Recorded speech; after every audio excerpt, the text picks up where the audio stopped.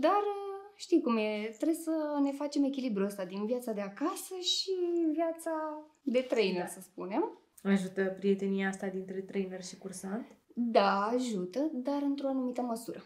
Adică o anumită prietenie, dar să nu treacă anumite bariere. Am fost cumva considerată net inferioară de către cursantă, din simplu fapt că era mai mică de ea de vârstă.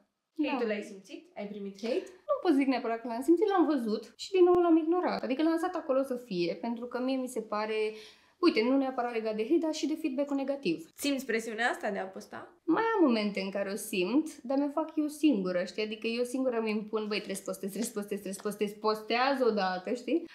Dar nu simt neapărat presiunea din exterior, mi-o fac eu singură.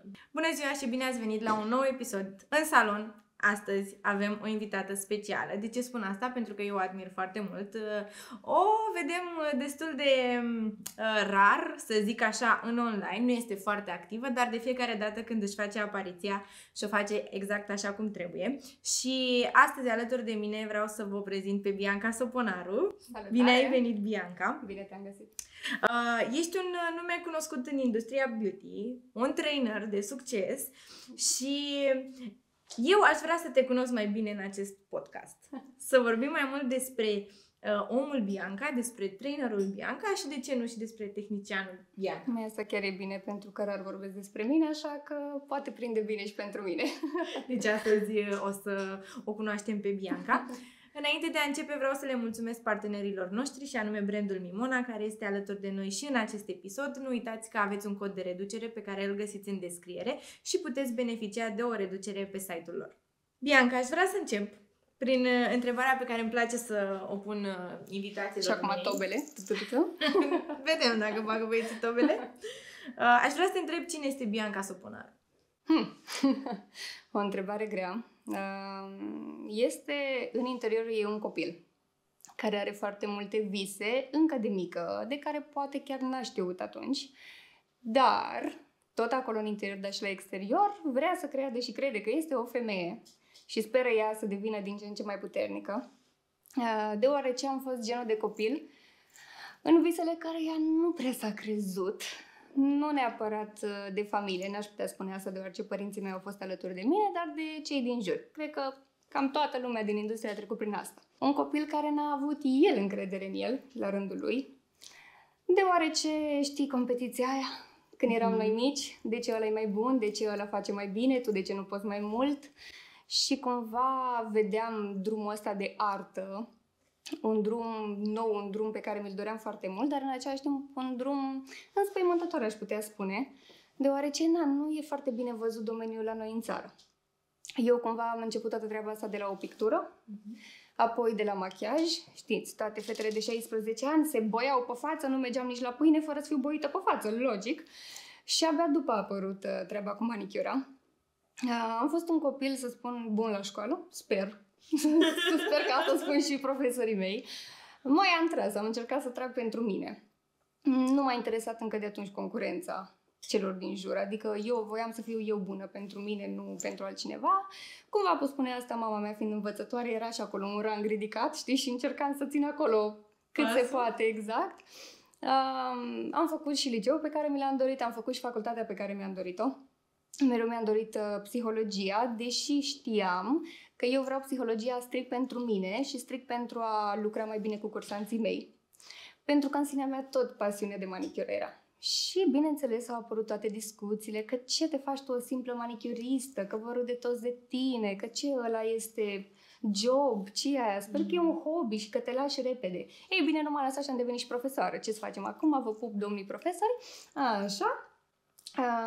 Dar în interiorul meu am fost mereu, să spun, o luptătoare și mereu am luptat pentru ceea ce mi-am dorit.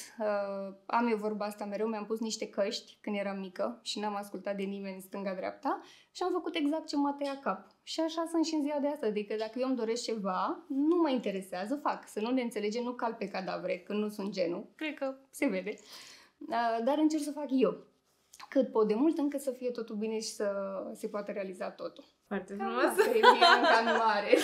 Descrierea foarte amplă și deja am văzut altă om, Bianca. Zi-mi, povestește puțin cum te-ai apucat de manicură. Ca multe dintre poveștile cursantelor mele, datorită unei manicuriste, care îi mulțumesc, pentru că îmi făcea unghiile prost. Știi? Când ai zis mulțumesc, mă așteptam să... Nu, dar chiar îi mulțumesc pentru că băteam un drum destul de lung și mi le făcea repede, într-o săptămână erau jos. Și ce m-a enervat cel mai mult este că toată viața mi s-a spus, păi ție nu poți să-ți fac unghii lungi, că nu-ți ține patul unghial, eu având standard, da? Și bineînțeles că eu acum port migdală gotică și mai știu eu ce de 14 pe șablon, dar trecem peste. Și din toată treaba asta am zis, băi, nu se poate așa ceva, cât de greu poate să fie, nu? Cum au zis toate, haide că mă apuc și eu. Și aici pot să-i mulțumesc bunicii mele, care îi spun mamaie, nu pot să-i spun bunica, care mi-a dat de ziua mea, când aveam 16 ani, 200 de roni. Eu am trăit pe lângă Piața Delfinului, în sectorul 2, și în Piața de Legume era o tântică care avea produse de unghii. Calitate superioară, îți dai seama, Sina, Base One, toate cele, da? Și am întrebat, ok, doamnă, cât este un kit de unghii? 200 de roni. Perfect! Acolo a fost treaba, înțelegi? Am ajuns acasă, m-am dat cu o ojă de aici, nu știam să-mi tai cuticul, adică nu știam absolut nimic. Și m-am dus după aia la liceu la fete și le spuneam, ia uite-ți fetelor, vă plac unghiile mele? Vai, ce mișto sunt, dar unde ți le-ai făcut? La o fată șmecheră, am dat 50 de lei, ce pamă! Da, era mult atunci, îți dai seama. Da, și eu n-aveam atâta încredere în mine să consider că o să fac vreodată chestia asta, pentru că în sinea mea acolo ești monstrulețul ăla care te mănâncă și pune limite și bariere care sunt ale noastre și tot așa. Și au început prietenele. Vechile prietene, vă dai seama că hai să ne faci nouă, hai să ne faci și nouă. Și zic, ok, cum? Știi cum? Îmi luasem tipsuri din alea cu super glue, știu, și cu de-alea super tare. Ai făcut semnul mama prima dată, i-am zis, mama, acum ești cobaiul meu, nu ți-ai pus niciodată, asta este, spun eu. Cred că am stat 12 ore să-i fac unghiile, îți dai seama, pe masa din bucătărie, cu prosopul ud, de acolo am început, bineînțeles. Și când m-am apucat de prietene, am zis, băi, eu totuși nu vreau să le pun tipsuri, știi, că mi se părea că nu dă bine, că vreau totuși șablon. Și, bineînțeles, m-am dus la cursul de bază, unde la 16 ani te crești șmecher, nu? Mi-am dat seama că nu șmecheră deloc, că nu știam nimic, că YouTube-ul totuși nu e chiar ceea ce trebuie. Și am ajuns acasă și am zis, băi, vreau să pun în practică tot. Adică, chiar asta le povestesc mereu cursantelor mele, nu știu, am avut mereu chestia asta, eu cu foaia și pixul. Știi, până nu scriu, nu rețin. Și efectiv eram pe brânci, cu caietul deschis, ok, ce pas trebuie să fac? Ăsta. Și le reproduceam, adică am încercat efectiv să fac toți pașii din, după caiet, știi? Și cumva pentru mine cursul a fost o mândrie maximă, pentru că eu din momentul în care m-am apucat de domeniul ăsta am spus, ok, dacă eu pot să fac primii bani, ca să înțelegi, mi-a lăsat o prietenă primii 50 de lei, eu nu-i cerusem bani, și când m-am sunat apoi, am luat aia 50 de lei, am început să tremur, știi, și am început să plâng. Sunt și foarte plângăcioasă, nu știam asta despre mine, dar sunt, aparent. Și, mama speriat, aoleu, ce-ai pățit? Am făcut primii mei bani munciți, mama! Și de atunci am zis, ok, eu pot să fac banii ăștia. Și la cursul de bază eu n-am vrut să le cer banilor mei, am puseseră când eram mică pe un card alocația. Și au zis că îmi faci tu vârsta, tu faci ce vrei cu ei, știi? Și efectiv asta am făcut. M-am dus, mi-a dat un rimel, că trebuia să-mi fac și ceva pentru mine. Și toți restul de bani am investit în treaba asta. Și nu mi-a fost frică că nu o să reușesc, că, bine, îți dai seama, peste tot au fost și momente de genul ăsta, dar am zis, eu am vorba asta, nu locul se sfințește singur, omul sfințește locul și omul sfințește ceea ce face. Cât timp am 2 mâini, 2 picioare, sunt întreagă, pot să muncesc și pot să fac ceea ce îmi doresc, știi? Și cam așa a pornit toată treaba. După ce ai crescut ca și tehnician, pentru că eu când te urmăream pe tine, erai un tehnician. Toată lumea voia să vadă ce mai postează Bianca care făcea niște poze superbe. Aș vrea să te întreb ce te-a determinat să faci tranziția dintre tehnician la trainer. Cumva în interior era așa o dorință. Nu era ceva neapărat foarte plauzibil pentru mine, din nou, limitele, știi? Dar cumva, dacă să mă gândesc, toate clientele care îmi puneau întrebări, eu începeam să le explic, dar începeam să le explic în termeni, știi? Foarte academic, să spun așa. Cumva și mama din spate care preda și mă atrăgea mereu chestia asta, că le preda copiilor, psihologia care a dus la locul ăsta, cumva pot să spun că am primit oportunitate. Da? Adică Aneta mi-a dat mie mesaj, mi-a spus, bună, eu vreau să predai mâine la mine în Academie, vreau să vorbim. Eu, în momentul în care am văzut mesajul, gata, toată transpirată, toată flash-că, zic, aoleu, unde mă duc, ce fac? Mă duc eu, cine sunt eu, aoleu, mă duc eu, știi? Zic, hai să încerc. M-am dus, am vorbit cu ea, am ajuns acasă și mi-a spus, nu trebuie să iei hotărârea astăzi, îmi spui. Eu sunt genul de persoană care se gândește la o decizie foarte mult. Adică nu o fac așa după picior, trebuie să fie totul sigur. Ei, atunci am zis, nu, vreau să fac altă metodă. M-am dus acasă și zic, ok, cum iau eu hotărârea asta? Nu știam ce să fac, nu aveam destulă încredere, nu știam ce să fac. Am intrat pe horoscop. Eu n-am citit niciodată horoscopul până atunci. Ce crezi că scria horoscopul în ziua aia? Este ziua noilor oportunități, vei primi o oportunitate, du-te înainte și fă-o. Wow! Jur. Și în ziua de azi mi se face pielea de găină. Și am dat mesaj în secunda 2, nu m-am mai gândit o secundă și am zis vin. Wow. Și trebuia să mă duc, bineînțeles, așa, un curs de probă, pentru că eu nici nu ținusem cursuri private înainte, adică era totul super nou pentru mine. Îți dai seama, teoria eram cumva doxă, pentru că gândește-te că numai de la mesajul ăla eu stăteam și pe mine chestia asta m-a ajutat. Eu stăteam în fața oglinzii și îmi predam eu singură mie ca să mă obișnuiesc. Pentru mine chestia asta cu camerele, dacă mă întrebai acum 10 ani dacă aș face, eu nu veneam moartă, nu veneam. Dacă mă puneai în fața camerei, eu plângeam.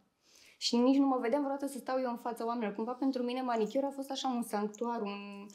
Exact, da. Înțelegi, eu și clienta. Locul meu, bula mea de aer, nu trece altcineva.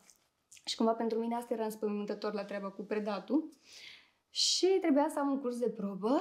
Bineînțeles, nu s-a putut ține pentru că am făcut COVID, normal, că asta e mersul. Și am avut direct curs cu cursante. Prima interacțiune cu ele, m-am trezit afară, vai, fetelor, bună, nu știu ce, totul bine și frumos, m-am pus la catedră să fac introducere, dacă tot vorbeam de introducere mai devreme. Și zic, bună dimineața, fetelor, numele meu este blanc. N-am știut cum mă cheamă, efectiv n-am știut. M-am înroșit, m-am înverzit, m-am făcut toate cele. Fetele au început așa, Bianca Soponaru, zic Bianca Soponaru, zic gata, Bianca Soponaru, așa mă cheamă. Da, și stăteam efectiv la început de panică. Din nou, știam teoria aia că o visam noaptea, că mi-o repetam noaptea înainte de curs. Și bineînțeles că mi s-a întâmplat să uit caietul acasă. Gata, 5 depresii, plecam deja să caut caietul, să-l iau, să nu știu, m-am dus la baie, mi-a dat cu apă, zic Bianca, știi teoria aia, capă Dumnezeu, las-o încolo, mi-a scris pe foaie exact ce am de zis și am turuit, bineînțeles, știi, dar sunt limitele alea, fricile alea pe care până nu le treci, nu... Da. Și când ți se întâmplă, oricum trebuie să ieși din situație exact, și totul se va rezolva cumva. Da. Te-ai gândit vreodată în toată această perioadă că nu este pentru tine predatul? Ai avut gânduri din astea? Niciodată, nu. Am avut momente, nu neapărat să mă gândesc că gata, mă las. Bine, au mai fost poate gânduri, dar nu le-am luat în seamă. În mersul unui trainer mereu vor fi și grupe sau experiențe care să nu fie tocmai ok. Și atunci, da, te sperii și spui, băi, ok, ai tu o problemă. Ți le asumi. Eu cumva îmi asum mereu chestia asta. Și eu am vorba asta, mă consider, nu neapărat că mă consider, dar îmi consider cursanții ca niște pui. Și puii mei, acolo cât e cursul și după curs, sunt puișorii mei și trebuie să am grijă de ei. Și dacă am vreun curs la care, poate nu sunt ceacrele chiar ceea ce trebuie, cumva mă învinovățesc eu după. Că n-ai făcut ceva bine, că a fost da. Știi, aveam momentele astea în care mă învinovățeam, până am înțeles că nu e neapărat doar vina ta, sau poate este și vina ta, dar totuși contează și cursantul să-și dorească. Contează să vrea, contează să-și dorească în ceea ce a venit, nu să fie o chestie doar am dat banul și gata, acum eu trebuie să am diplomă să fac perfect. Știi? Adică contează și omul din spate să-și dorească ca tu să poți să-i ajuți într-adevăr. Nu poți să ajuți un om care nu-și dorește ajutat. Da, într-adevăr, implicarea și dacă, cred că contează foarte mult și dacă e de tine. Da, corect. Am văzut că în domeniul nostru, mulți cred că dacă ești trainer, mai ales dacă ești trainer și dacă ai grupe din alea multe și ai activitate destul de deasă, să zic așa, ai o viață ușoară și câștigi și mult. Super! Faci bani. Da. Care e realitatea? Realitatea e că eu mi-am lăsat acum mașina aia, știi, plină de bani. Nu Uber, n-am venit cu Uber, nu. Mașina aia scumpă și eu vin acum din Maldive, nu vin de acasă, dai seama, logic. Nu, realitatea este că sunteți noi niște persoane normale. care muncim pentru ceea ce se vede. Și, cum spuneai și mai devreme, că nu mereu am perioade constante de online. Sunt perioade în care am cursuri după cursuri și, efectiv, eu nu apuc să stau pe story pentru că sunt lângă fete. Nu pot. Chiar dacă mi-aș dori, efectiv, trece ziua și zic, wow, nici astăzi n-a reușit. Pentru că, știi, sunt acolo, sunt mult prea implicată în anumite momente și nu mai îmi vine momentul mie să mai stau pe online neapărat. E o viață normală de om. Avem multe greutăți, chiar dacă nu se văd, pentru că cumva noi nu vrem să speriem publicul, nu vrem să le arătăm numai părțile rele. Bine, aici asta aș putea să mai rezolv, pentru că aș putea să mai arăt și din viața reală, știu că mi s-a mai spus. Încerc să corectez și încerc să mai bag acolo câte o bucățică. Eu cumva am avut, nu știu, probabil niște imagini în minte, cum că eu trebuie să arăt numai binele, trebuie să arăt numai când e bine, trebuie să arăt numai când e totul ok. Dar, într-adevăr, sunt și părți mai negre, nu e chiar totul roz. Da. Și eu mereu, când mai am momente de scriu pe Instagram și las romane, mai amintesc mereu chestia asta, că sunt momente nu tocmai bune. Adică ceea ce vedeți voi acum, suntem machiate, suntem frumoase, dar noi în spate poate mai și plângem acasă, știi? Da. Adică eu acum să am tenul glowing, că aseară am plâns de-a rupt și acum lucește, știi, că s-a hidratat foarte tare. Dar sunt și momente frumoase, dar sunt și momente mai puțin frumoase. Nu se știu chiar toate greutățile din spate, nu e ușor. Sunt momente în care tu poate chiar ai probleme acasă grave, legate de familie, dar tu nu poți să te duci în fața cursantului niciodată să-i arăți chestia asta. Pentru că nu e vina lui. Da. Și poate nici a ta, dar nu trebuie să demonstrezi tu nimic rău în fața cursantului.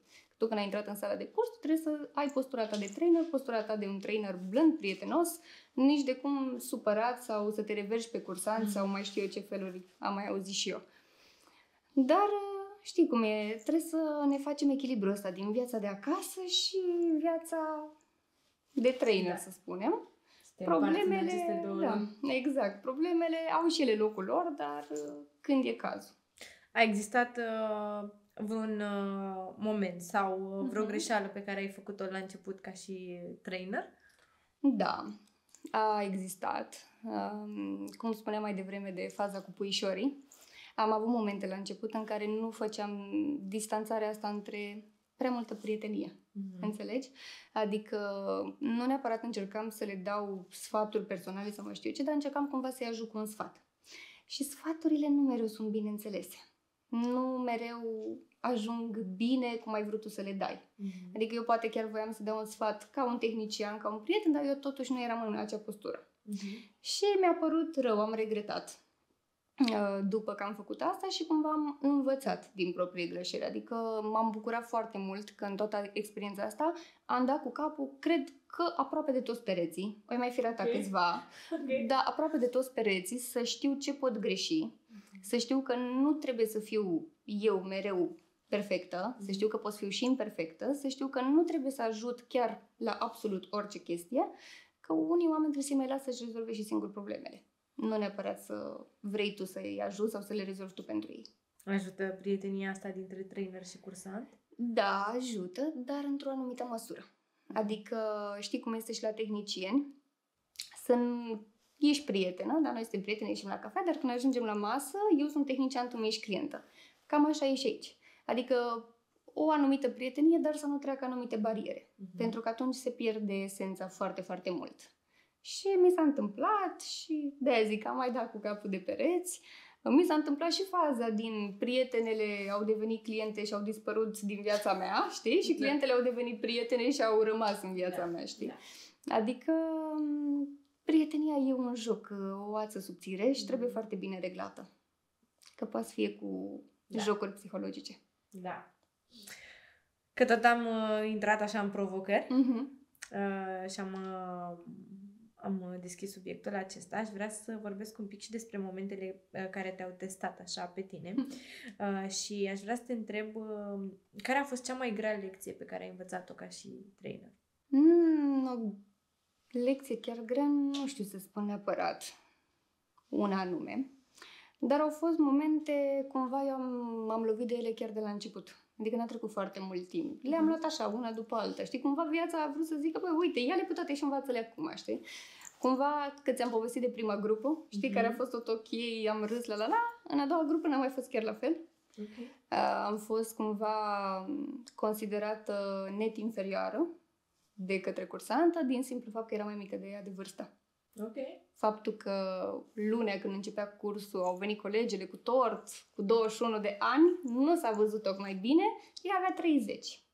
Și nu s-a considerat ok că eu să-i predau ei la vârsta mea.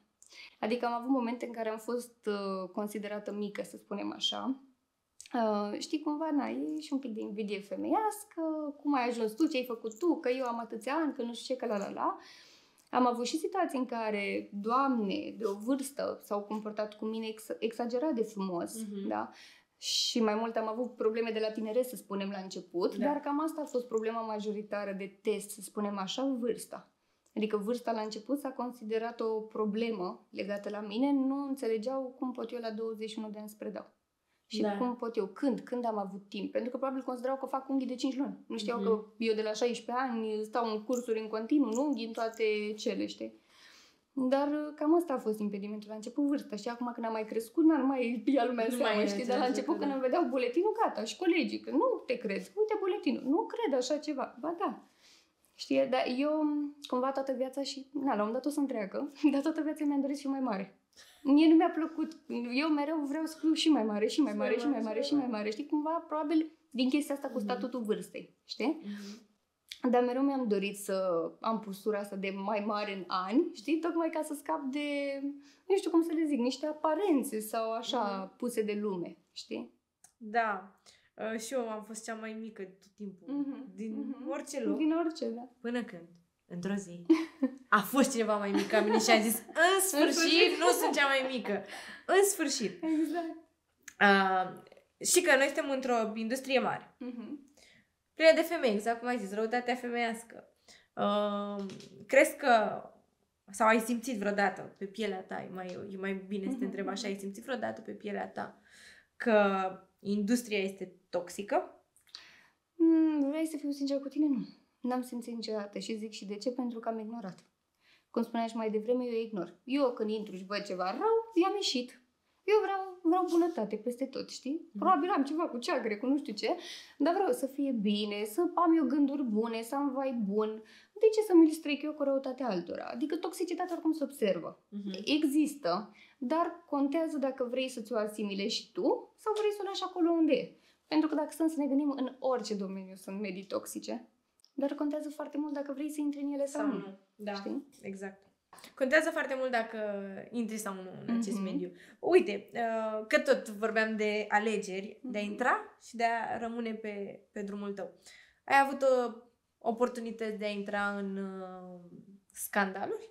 Da, am avut. Poate nu directe, nu cu nume, dar am regăsit și m-am simțit, știi? Psihologia umblă mintea mea și încearcă să caute chestii, știi?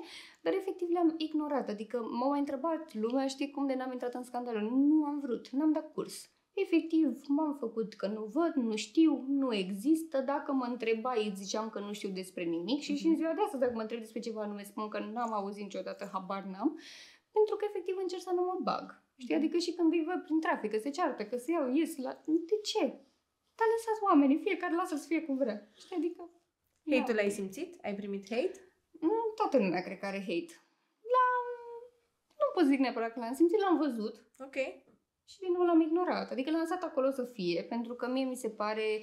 Uite, nu neapărat legat de hate, dar și de feedback-ul negativ, știi? Da. Unele persoane dau feedback negativ pur și simplu din propriul suflet. Da. Cum e sufletul tău, așa reflex și asupra oamenilor.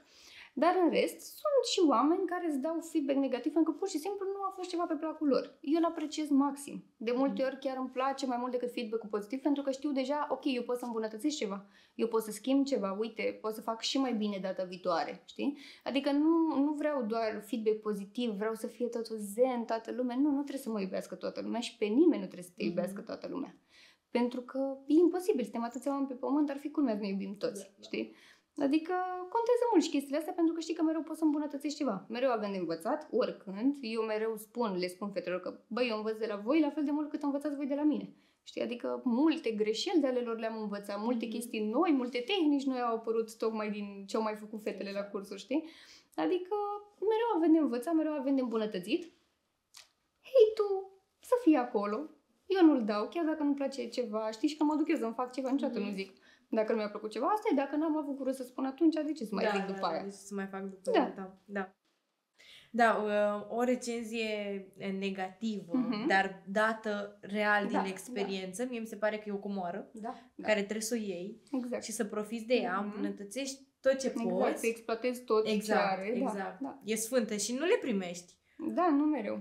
Sunt foarte puține persoane care au curaj pentru că le e frică că te rănesc și le e frică că tu înțelegi greșit. Știi? Și mereu le spunem, chiar și față în față, te rog, spune-mi dacă ceva, sau uite dacă aș putea face altcumva, sau uite dacă aș putea să îmbunătățesc chestia asta, nu mă deranjează, chiar îmi place. Știi? Și fetelor, dacă le spuneam vreodată, uitați fetelor, dacă îmi puteți lăsa și mie un feedback, pozitiv sau negativ. Adică sunt bune amândouă pentru că noi avem mereu de învățat. Zic, trebuie să cauți mereu binele cumva. Toată marea aia, știi? Oricât de urât ar fi, tu caută binele și vezi ce poți să scoți de acolo. Dacă ai putea schimba un lucru în industria asta beauty din România și, mă rog, din industria noastră a unghiilor, ce ai schimba? Să fiu sinceră, răutatea. Nu știu, aș vrea cumva să conștientizăm că, băi, e loc sub soare pentru toată lumea.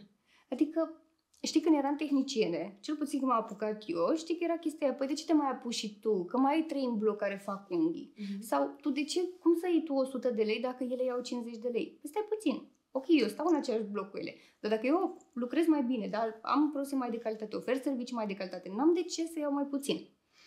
Sunt atâția tehnicieni și atâția traineri. E efectiv loc sub soare pentru toată lumea. Cursanții umblă. Cursanții vor să cunoască cât mai multe tipologii de traineri și mereu le spun, nu faceți toate cursurile doar cu mine. Faceți cursuri cu mai mulți traineri, învățați mai mulți, pentru că nici eu n-am făcut doar cu un singur trainer. Și în ziua de astăzi mă duc la aia, pentru că iau de la fiecare și îmi fac propria mea tehnică. Asta e normal și pentru ei, adică dacă văd cursanta mea că se duce la alt trainer, eu mă bucur pentru ea. Uite, vrea să evolueze, vrea să cunoască. N-am chestiile alea, aoleu, s-a dus la aia, ia uite, m-a trădat. Nu m-a trădat că n-am cumpărat-o, știi? Da. Adică de-aia zic, măi, e loc sub soare atât pentru cliente, cât și pentru cursanți. Nu înțeleg de ce trebuie să fim răi unii cu alții. Dar din nou spun, știi, eu cumva îmi formez bulicica mea, nu mă uit stânga-dreapta, dacă văd ignor și asta îi trec peste și încerc să-mi văd de treabă. Știi? Adică cine vrea să mă iubească, să mă iubească. Cine nu, la fel, nu trag iubire din partea nimănui. Crezi, știm exact, de fapt, știm exact că piața începe din ce în ce mai mult să crească. Da. Apar tehnicieni mai mulți, traineri mai mulți, industria crește, saloane, academii și așa mai departe. Crezi că este prea multă competiție în momentul actual sau încă mai este loc de creștere? Eu cred totuși că încă mai e loc. Adică mai aveam, știi, mai avem gânduri de genul ăla, ia uite, toată lumea e trainer, uite, toată lumea își deschide saloane, uite, toată lumea își... Dacă nu ai gândul ăsta, amintește-ți un pic, ok, tu când ai devenit trainer, n-ai fost și tu acel toată lumea care s-a apucat de predat? Tu când ți-ai deschis salonul, n-ai fost și tu toată lumea care s-a deschis salonul? Adică și noi am fost în locul ăla, știi? De ce să nu vrem ca alții să crească? Da, suntem extrem de mulți.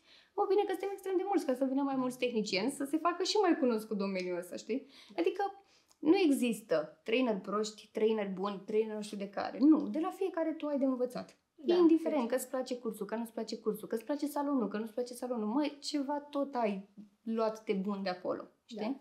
Și mereu va crește, pentru că e un domeniu în creștere și Doamne, și o să devină cât mai cunoscut. Și să fie recunoscut, să spunem așa, la standardele lui. Acum a crescut mult. Mai e manicurista aia care e și fără școală. Exact. Dar nu, a crescut. Mai fac mișto să știi că spuneți-le, ca să devii trainer acreditat îți trebuie facultate. Așa că spuneți-le chestia asta ca să știe că nu suntem chiar zero, știi, avem și studii totuși. Dar contează să știi să le folosești în viață, știi? Chiar dacă tu nu ești pe domeniul ăla, să știi să te folosești de ele, indiferent care ar fi ele. Da. Așa e. Chiar văzusem la un moment dat o chestie, cred că era un meme, ceva de genul, nu știu dacă era pe TikTok sau pe Facebook, manicuriste, astea care zic de manicuriste că suntem vai de steaua noastră. Tu știi cât costă un curs de trainer? Și cât costă cursurile de unghii? Și într-adevăr m-am uitat un pic pe alte domenii, la anumite cursuri și chiar am văzut că prețurile noastre în manicură nu sunt prețuri mici. Nu. Sunt cursuri de 2 luni, 3 luni, Da. în alte domenii pe care le faci, la prețuri mai mici decât cursurile de manicură și nu zic asta într-un sens Nu în sens rău, rău, da, negativ, dar chiar manicuristele nu mai sunt cum erau odată, ca și cum erau și săraci. Și mi se pare că prețul reflectă realitatea, sincer. Da. Adică din postura unui trainer care, zic eu, se implică. Când ai un curs intensiv de 6 zile de luni până sâmbătă și tu de luni până sâmbătă doar asta faci, adică nu stai la 15 țigări pe balcon, 10 pauze prin birouri și mai știu eu ce, și efectiv stai lângă cursant și muncești, pentru că la noi nu e neapărat muncă fizică, nu stai să dai cu sapa, exact. Este muncă psihică. Da. Să știi să te modelezi după cursant, să știi să găsești răspunsuri și variante pentru fiecare cursant, să știi să modelezi un om, pentru că tu efectiv îi pui o meserie în mână, îl modelezi de la zero. Da? Adică e o muncă psihică și e mult, adică nu e ușoară, știi, cum totul zen și zero. Și multe ore pe zi. Da. Exact cum ai zis, diferite. Da, te văd pe story. Multe tipologii și cred că efortul psihic pe care îl depui tu ca și trainer, ca să poți să ajuți toți cursanții în mod egal, e foarte mare. Da, e vorba de aportul de energie. Uite, eu mai am defectul ăsta, mă încarc cu energia omului foarte mult. Și câteodată încerc să-mi pun așa o mică barieră, să mă mai încarcă de tare. Aveam perioade în care eram toată ziua zen la cursuri, cum știe toată lumea.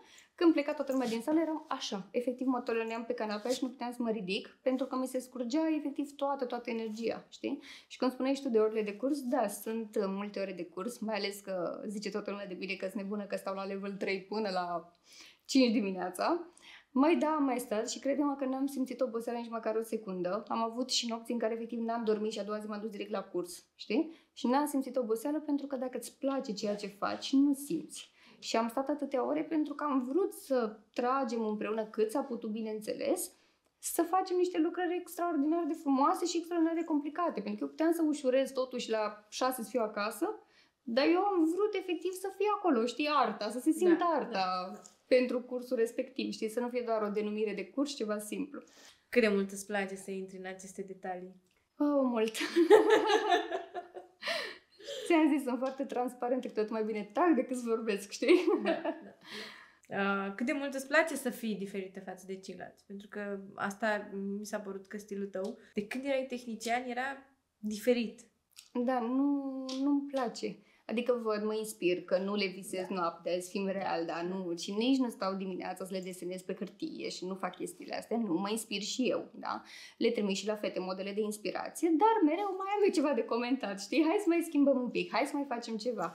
Și mereu când vreau să implementez ceva nou sau vreau un curs nou, vreau ceva care să mă reprezinte. Nu vreau ceva, mă uit pe programa celorlalți, văd ce au ceilalți, ok, asta fac și eu. Nu mai am plăcere atunci. Atunci dacă stau până la 5 dimineața mă enervez, știi? Adică nu stau pentru ceea ce iubesc eu, stau pentru ceva ce vrea, să zicem, societatea, știi? Da. Nu, eu efectiv îmi fac cursul și mi-ajez cursurile pentru ceea ce vreau să prezint, pentru munca de salon, dar și pentru munca de creativitate, pentru că cursurile cu unghi extreme nu sunt pentru munca de salon, sunt pentru tine. Da. Și cumva pe astea le am foarte tare la inimă, pentru că eu în momentul în care am făcut primul meu curs de bază, eu deja voiam amigdală rusească, adică eu nu voiam ce semicoapex, nu mi arăta mie de astea, nu, mie dă-mi acolo planuri, muchii, știi, pilit, unghi extreme, că cumva asta m-a atras, știi? Uite, de exemplu, eu nu am putut niciodată să mă apuc de pedi, pentru că nu vedeam partea creativă din pedi, știi, spre exemplu, pentru mine. Da. Nu puteam eu acolo să fac migdale gotice, știi, ceva ca să mă atragă, jur. Adică de asta nu m-am apucat eu de pedi, dar la manicură pe mine asta m-a atras, partea de creație, știi? Ce să mai facem noi? Modele 3D, chestii, fluturi, flori, ce s-a mai făcut, știi? Adică strict pentru creație, pentru a dezvolta viziunea, că eu așa mi-am dezvoltat-o la rândul meu, știi? Adică eu așa am învățat să pilesc, eu așa am învățat să fac unghii datorită unghiilor extreme. Okay. Până nu le-am făcut pe alea, eu nu vedeam, nici semicoapex nu-l vedeam bine. Până n-am stat eu acolo să pilesc, până mi-a căzut mâna, nu le vedeam. Și crede-mă că am pilit la cursuri până mi s-a dat sânge în palmă. Am pielea foarte fină și aveam sânge, carne vie, tot și eu nu mă opream. Eu pileam acolo ca nebună, știi? Până nu vedeam eu că se rezolvă, nu... Da. Și cumva de-aia iubesc eu foarte tare cursurile astea. Au așa o parte specială în inima mea. Am văzut, adică cu siguranță toate am văzut și știm partea creativă a ta. Dar ce vreau eu să ating în următorul subiect este expunerea ta în social media. Pentru că, exact cum ai zis, îți place să pui câte ceva din personalitatea ta în lucrările tale și se vede asta, se recunoaște de la o postă.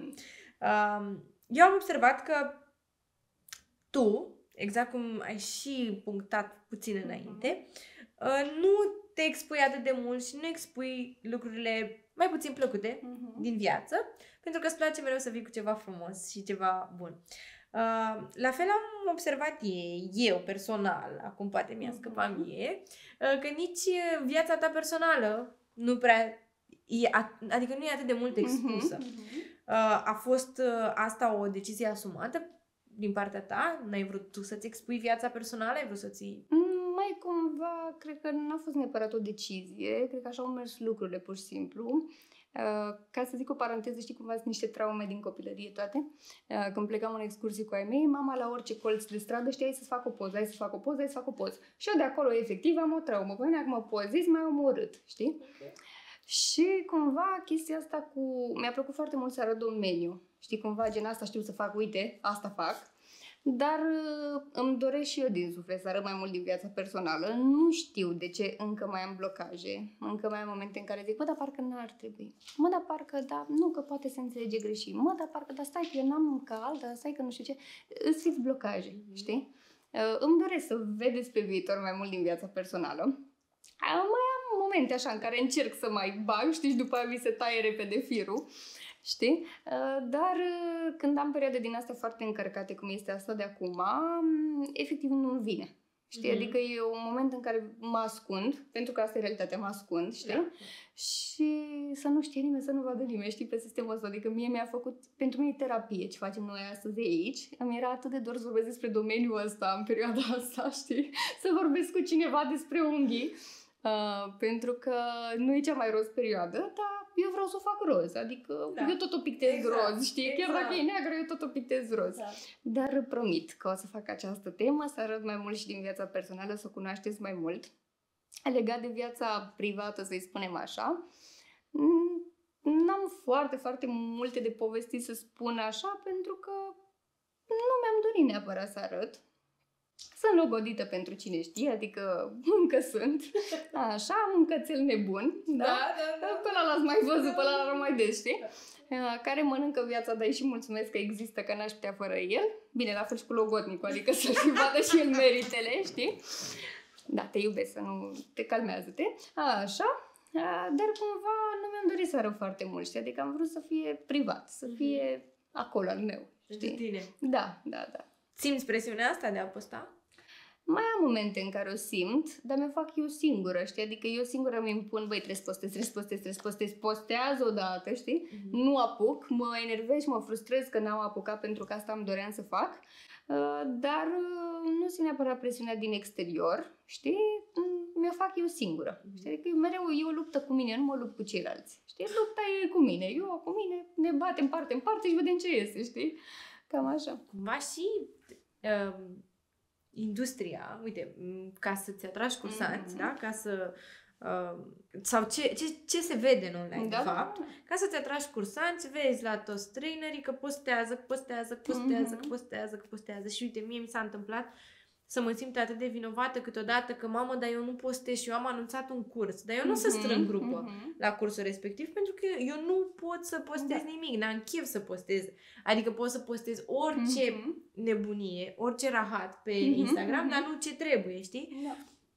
Și am simțit și eu momentele astea în care presiunea, trebuie să postez că vreau să strâng grupă, că eu trebuie într-o lună să muncesc, ce trebuie să strâng.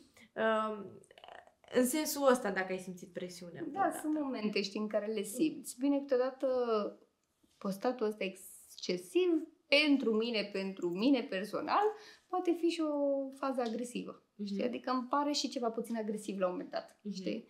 Pentru că am și momente în care postez și la un moment dat mă mai opresc și zic, ia uite că am postat aici, nu știam, știi? Și după aia dispar iară, știi, că am iară vreo fază, ceva. Și zic, bine, măcar că am postat atunci, știi? Adică bine că am tras. Dar consider că trebuie să fie o constanță, știi? Să-ți formezi cumva, să fie o constanță, să postezi cumva cât trebuie, când trebuie și unde trebuie, știi? Și cumva să lași lucrurile să meargă de la sine, adică nu să fie ceva excesiv foarte mult într-o anumită perioadă și după aia să nu mai fie. Dar bineînțeles, noi ne luăm cu treburile de acasă, de la firmă, de la contabil, de la nu știu ce, de la știi, și ne dispare din minte, uităm, pentru că ăsta e al doilea job practic normal.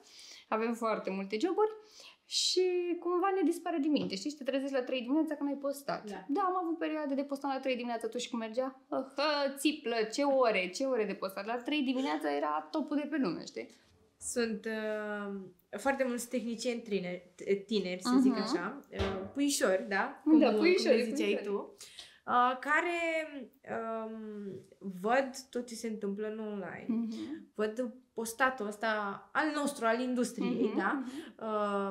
Și percep asta ca un succes. Succesul pe social media, de fapt, pe care îl vedem. Nu cunoaștem partea din spate, partea negativă. Cum ar trebui ei să perceapă sau ai să le dai anumite sfaturi legate de tema asta?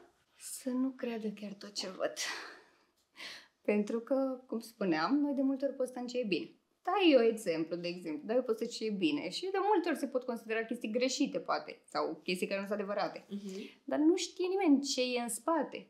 Adică nu știe nimeni toate chestiile astea și totuși să creadă o parte, să ia poate un exemplu acolo unde este loc de luat exemplu, dar să facă și ei, adică să aibă și ei propriul drum, să nu încerce să fie ca trainerul X sau să facă ca trainerul Y sau ca tehnicianul Y, să încerce să fie ei, în primul rând. Știi, să aibă propria viziune, să aibă propria viață până la urmă.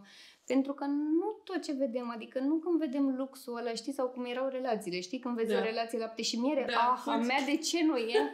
Păi eu mă cer cu al meu în fiecare seară și iau lapte și miere. Nici o relație nu e așa, niciodată, exact. Așa e, știi, și cu online, adică câteodată există prea mult roz, știi, e totul prea înflorit și prea extraordinar de bine, că nu e chiar totul așa. Adică cursanții n-au de unde să știe că noi stăm până la 5-6 dimineața să ne facem suporturile de curs sau că alergăm până nu știu unde să luăm ce ne trebuie pentru cursuri sau că facem nu știu ce. Adică nu au de unde să știe toate chestiile astea. Pentru că cumva nu vrem să le împovărăm pe ele sau pe ei chiar cu munca noastră din spate sau cu problemele noastre, ei practic să vadă rezultatul, să le fie lor bine, chiar dacă noi pentru ei lucrăm și acasă și la 3 dimineața și la 5 dimineața, pentru că de multe ori s-a întâmplat. Am stat toată noaptea până dimineața să schimb toată teoria pentru o anumită grupă. Da? Sau, nu știu, să schimb caietele, că nu mi-a mai plăcut mie și le-am schimbat de pe o zi pe alta, sună la tipografie, aleargă, fă nu știu ce. Nu era treaba mea să mă duc dimineața să le zic cursantelor, mi-e somn, păi am stat toată noaptea să fac pentru voi. Știi ce am făcut eu? Știi, da, știi ce am făcut eu pentru tine? Da, știi? Adică nu. Da. Oamenii trebuie să vadă munca ta, pentru că, până la urmă, pentru imaginea ta contează, pentru tine ca trainer, știi, să-ți placă ceea ce faci. Că dacă faci ceva mecanic, nu mai e plăcut. Dacă te-ai uita în urmă, la parcursul tău, la tot ce ai trăit tu și prin tot ce ai trecut, ai schimbat ceva astăzi? Nimic. Deci, efectiv, nimic. Am avut momente în care m-am gândit la chestia asta și am spus, a schimbat aia? Nu, nimic. Pentru că dacă nu se întâmplau exact așa cum s-au întâmplat, nu știam ce știu astăzi, nu ajungeam unde sunt astăzi, nu mă consider, să nu se creadă greșit, nu mă consider vreo țața-floarea, nu, Doamne ferește, sunt și eu pe aici în mulțime, știi? Dar pentru mine, adică eu vorbesc doar pentru mine. Da? Dacă nu ajungeam să trăiesc tot ce am trăit, cu toate țiplele, dacă asta să povestim fiecare, cred că ne prinde mâine dimineață, știi? Și nu neapărat toate trebuie povestite, că sunt niște întâmplări care atunci poate au fost rele, dar acum râzi despre ele și sunt frumoase, așa ți amintești cu drag. Dar dacă nu parcurgeam toate cele, nu ajungeai omul de astăzi. Indiferent unde ai fi tu, pur și simplu să fii tu așa cum toate experiențele. Ce înseamnă pentru tine succesul? Succesul tău? Măi, succesul pentru mine e o valoare importantă, bineînțeles, ca pentru toată lumea. Vreau să am succes, dar pe barba mea și pe munca mea, nu pe baza orice altceva. Succesul e așa un vis, știi, pe care ne-l punem toți și vrem să ajungem acolo și așa. Mai îmi doresc să ajung unde mi-am propus. Nu spunem despre astea că, trebuie să mai rămâne și pentru noi. Dar vreau din nou, să trăiesc toate experiențele așa cum trebuie ele trăite, să învăț din toate câte ceva, știi? Și să nu vreau să sar 5 trepte deodată. Nu, eu vreau să iau fiecare scară și dacă se poate fiecare scară să fie înjumătățită, să mai fie o mai mică treaptă, știi? Să le întâlnesc pe toate. Știi? Eu sunt un om foarte curios. Adică eu vreau să aflu, știi, până acum 3 luni mă consideram un simplu manicuristă și eventual și un trainer, știi?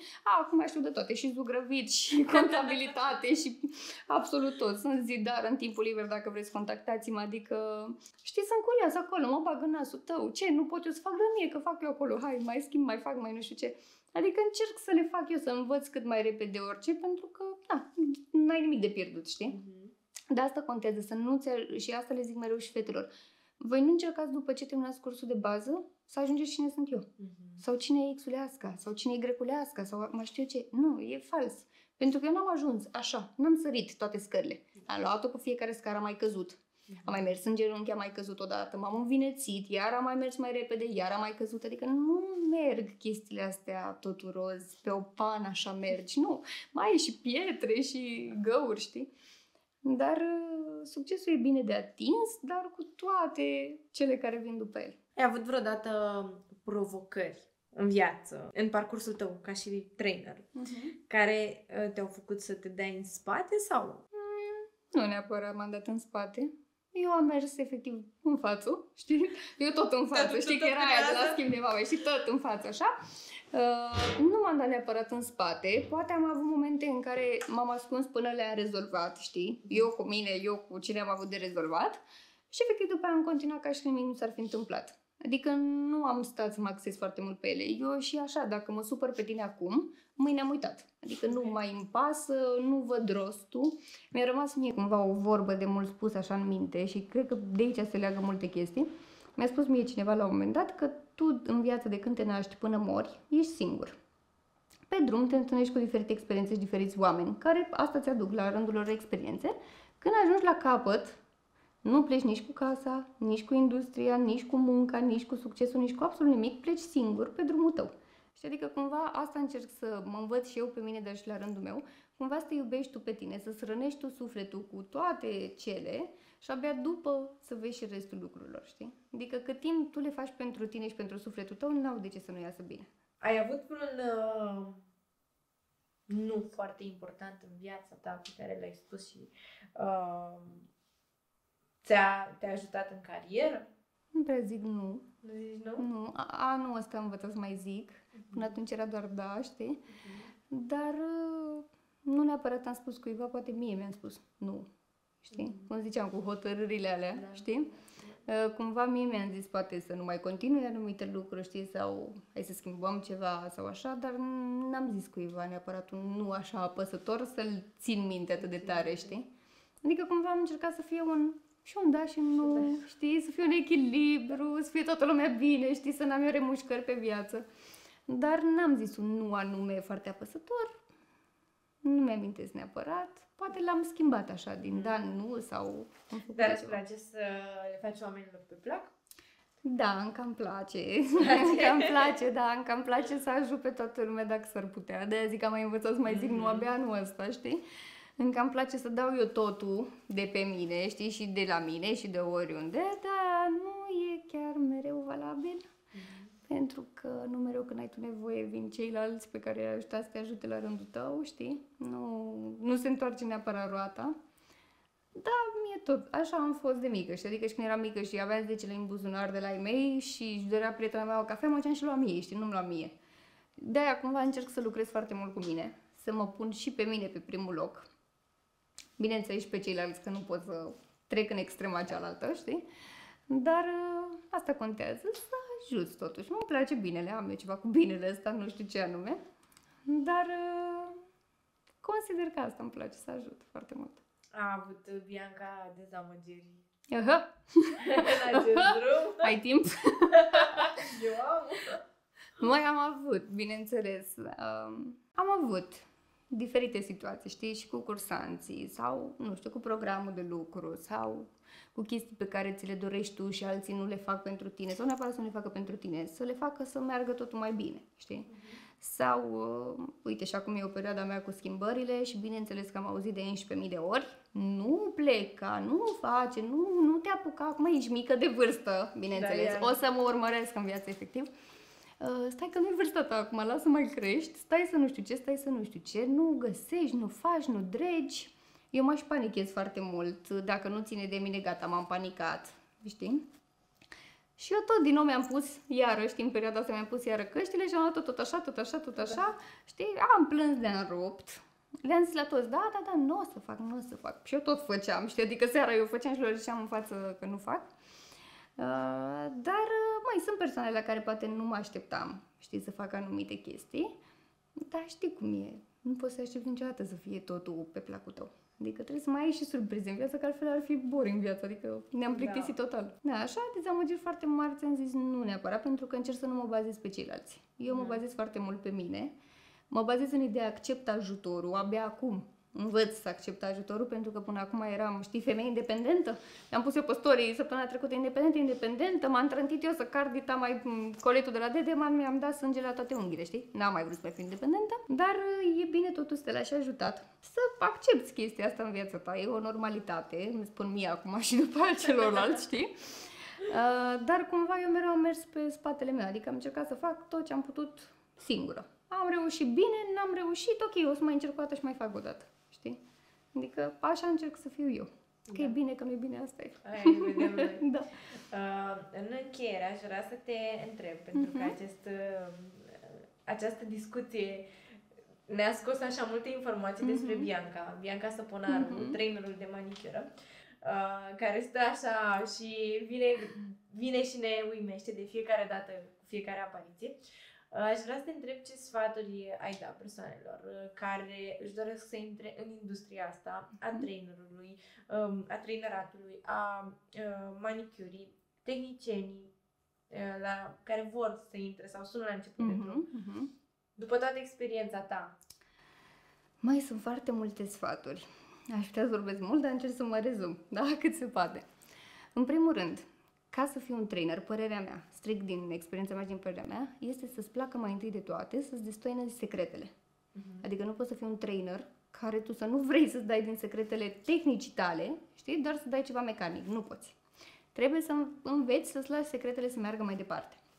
În al doilea rând, să-ți placă să colaborezi cu oamenii, cu femeile majoritar, și în același timp să poți să le explici, să ai această valoare de a explica, să-ți găsești diferite modalități de a explica cursanților, să nu te aștepți, cum vorbeam și mai devreme, să te potrivești cu toții la vibe, că n-ai cum, da? Poate vei găsi vibe, cum ți-am spus eu, din a doua grupă, negativ, da? Eu nicio secundă i-am simțit vibe-ul ăsta, au fost multe chestii acolo.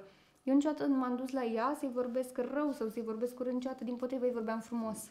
Adică eu vorbeam cu ea exact ca și cu ceilalți cursanți. Dar tu trebuie să-ți păstrezi integritatea, tu trebuie să-ți păstrezi omul în primul rând și să dai din tine tot ce e mai bun. Îți asumi când intri în treaba asta că este un job full-time. Adică o să ai vase în chiuveta asta, n-ai timp să le speli mereu. Poate ai și momente în care, uite, cumva cu postarea, că spuneam noi cu postările, poate postezi cam mult și neglijezi familia foarte mult, pentru că am avut și perioada asta. Aveam totul pus pe orar, tot și efectiv eu nu mai știam altceva. Plecam de la curs, toată noaptea postam, mă culcam, a doua zi noi nu aveam viață de familie, nu aveam nimic. Trebuie să înveți efectiv să lucrezi psihologic, să spunem așa, cu cursanții, pentru că ai diferite tipologii, au diferite probleme. Trebuie să știi unde să te bagi și unde să nu te bagi. Cum ți-am zis eu cu greșelile mai devreme. Trebuie să-ți asumi că nu e un drum foarte ușor, dar este un drum extrem de frumos. Am avut foarte multe perioade în care nu aveam cea mai ok perioadă privată, să spunem așa, și pe mine, efectiv, cursurile, pentru mine sunt terapie. Adică în momentul în care la mine e luni și știu că încep un curs, eu mă duc cu fericire, indiferent că n-am dormit toată noaptea, indiferent, pentru că îmi place extrem de mult chestia asta. Chiar mă întrebau ai mei după primul curs, mă întrebau și ce-ți place mai mult, aia sau aia? Am zis, nu pot neapărat să aleg, că sunt două lucruri total diferite. Dar dacă mă întrebi acum, rămân la trainer. Îmi iubesc clientele, să nu ne înțelegem greșit, dar cumva la cliente știe totul, să spun mecanic, adică eu știu totul, La trainer e mereu ceva suspans, e mereu spontan, descoperi chestii noi, sunt chestii la care nu te aștepți. Adică e o meserie extrem de frumoasă, nu știu, eu o iubesc maxim. E acolo în top 3, știi, din iubirea mea. E o meserie extrem de frumoasă dacă vrei tu să-ți faci viața frumoasă. Știi? Adică contează și pe ce bază vrei să mergi. Dacă îți pasă toată ziua să ai 15 cursante în sală, nu e despre bani și nu e despre... Nu știu dacă e greșit ceea ce spun acum, mie nu mi-a păsat, efectiv nu mi-a păsat. Am avut cursante, nu știu ce, ok. Am avut 2 cursante, am ținut cursul în continuare. Pentru că, din nou, la mine încă n-a dispărut și sper să nu dispară niciodată plăcerea. Nu-mi păsa că fac la final suma cu nu știu câte zerouri sau că o fac doar cu 2 zerouri sau că o fac cu 3 sau cu mai știu eu ce. Pentru că contează foarte mult să ai pasiune în chestia asta, exact ca și manicură. În momentul în care a dispărut pasiunea, eu am zis că dacă dispare pasiunea și o fac doar pentru bani, m-am lăsat, dispar, nu mă mai vedeți, îmi deschid firmă de chiloți. Asta îmi doresc în viață să fac după aia. Da? Dar asta contează foarte mult, să-ți asumi în ceea ce te bagi, să știi că nu e o joacă, să știi că tu lucrezi efectiv cu un om și pui o meserie în mână, adică iei un om care este efectiv de la zero, poate, și îl modelezi în așa fel încât să facă și el la rândul lui. Sunt foarte multe femei care, știi cum, viața cu familia, tu stai acasă, stai la cratiță, stai nu știu ce, deci niște experiențe care, crede-mă, tine, am plâns la cursul de an rupt, da, la poveștile astea. Și efectiv, simplu fapt că le vedeam după aia, că au rămas pe domeniu și că fac unghii și că uite ce bine lucrează și că fac și ele ceva ce-și doresc, împlinirea de la final era maximă. Da. Sau efectiv fete puștoaice în care mă regăseam, știi, o regăseam pe Bianca de atunci. Da. Și efectiv am avut un curs la un moment dat în care după curs m-a sunat cursanta și îmi zice stai puțin că trebuie să dau pe cineva și mi-a dat-o pe mama ei. În momentul în care a început mama ei să zică îți mulțumesc din suflet că ai ajutat-o, că ai stat lângă ea, că... Deci a plâns de-a rupt. În momentul ăla am bușit, nu mai puteam, gata, eram terminat, eram în legumă. Deci am ajuns acasă așa. Da. Și n-am putut să-l șterg de pe față, știi? Adică împlinirea pe care o simți la finalul cursului, indiferent cât te-ai enervat, cât te-ai... Da, sunt și realitățile astea, dar mai ai și momente din astea. La finalul cursului, când vezi împlinirea din spate, deci nu mai contează nimic, nu mai simți oboseală, nu mai contează absolut nimic. Asta contează să iubești, indiferent ce-i faci, să iubești. Dacă nu-ți place și nu e de tine, nu o faci mai bine. Da. Că o faci degeaba. Bianca, a fost o discuție excepțională. Îți mulțumesc din suflet. Eu îți mulțumesc, Maxi. Pentru că ai venit, te-ai deschis, ne-ai spus despre tine, ne-ai lăsat să te cunoaștem mai mult pe tine, pe omul Bianca. Promit că se poate și mai mult. Se poate și mai mult. Abia așteptăm să vedem. Îți mulțumesc încă o dată pentru prezență. Mulțumesc și eu de invitație. Nu uitați, dacă v-a plăcut, să ne lăsați părerea voastră în comentarii, un like, un subscribe și... follow. Și follow. Așa. Am pierdut Ne vedem data viitoare. Așteptăm sugestiile voastre cu următorii invitați sau următoarele subiecte. Ce vreți voi? Vă pup pe toți. Bună fetelor și pafetelor, că ăsta este mersul meu de pe story. Vă iubesc maxim, veniți la cursuri. Veniți la tine la salon, că normal trebuie să ne facem și unghiile undeva, da? Și credeți în voi și în visele voastre, că atunci o să meargă totul bine. Mulțumim, dragilor, să aveți o seară minunată!